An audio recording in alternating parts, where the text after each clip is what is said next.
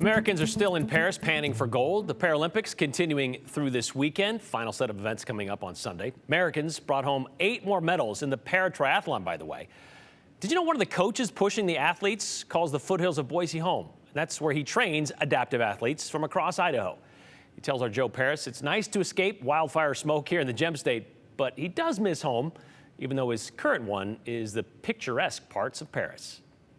The grit, the passion, the competitive fighting spirit, all on display as athletes in the Paralympics wind down the summer of competition.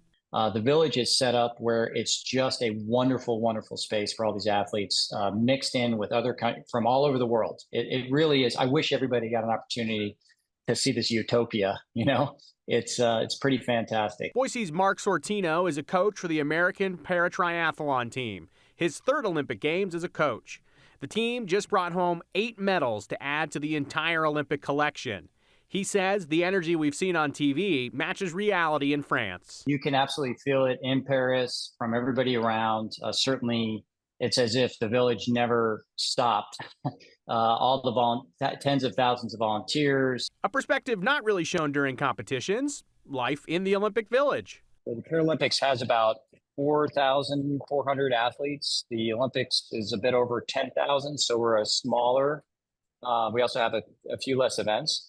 So we're smaller games, but we're staying in the exact same place. A place that has unique getaways for athletes, like the alcohol-free Corona Beach, because you can't drink on the job. It's non-alcoholic Corona, and they have it set up like a beach.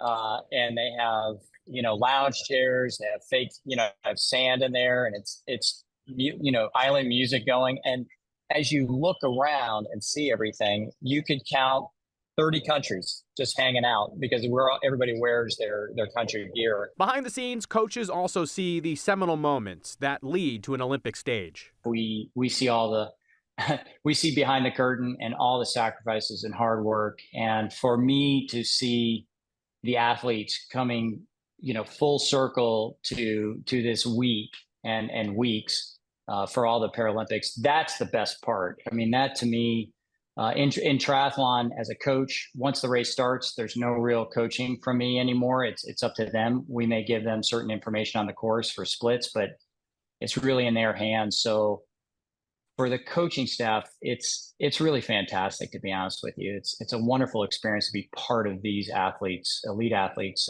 journey. Those elite athletes will soon be out of the village, and Mark says their living quarters have already been spoken for. Occupied by the Olympic and Paralympic Games, and then will be converted into livable spaces. So we have sort of temporary walls in our small areas of these, creating one apartment may have 5 little bedrooms.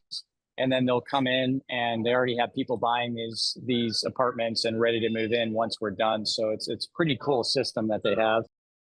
And that skyline of apartments that he was pointing out, that's where we were talking about. That's all part of the athletes' village. And Mark and I also spoke about the fact that athletes at the Paralympics, they're competing to be the very best in the world. But their message to the world in doing so, it doubles as encouragement for athletes just like them, but aren't on an Olympic stage. He tells me that all of this life with an injury or a diagnosis, he says he's found that adaptive athletes don't even know about situations like the Paralympics being something that these people can get involved in, or something on a scale closer to home.